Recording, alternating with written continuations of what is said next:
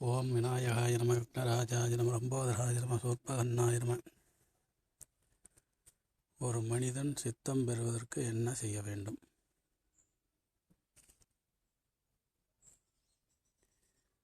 சித்தர்களுடைய அருளாசி இருந்தால் மட்டுமே சித்தியை பெறலாம், சித்துக்களை பெறலாம்,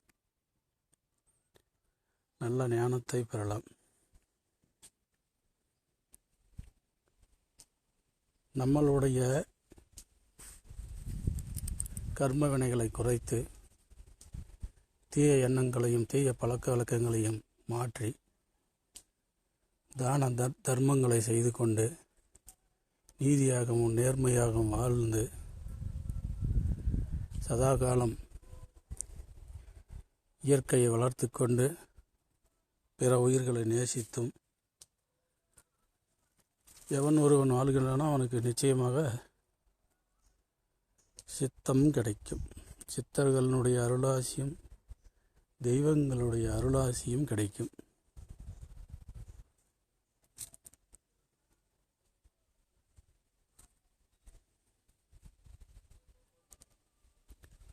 அது மட்டும் இல்லாமல் சித்தர்கள் வாழக்கூடிய எத்தனையோ மலைகள், ஆலயங்கள்,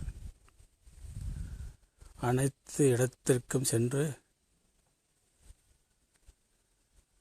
அவ்விடத்தில் அமர்ந்து தியானிக்கணும். சூட்சமமாக பல விஷயங்களை நமக்கு காட்டுவார்கள், கற்றுத் தருவார்கள்.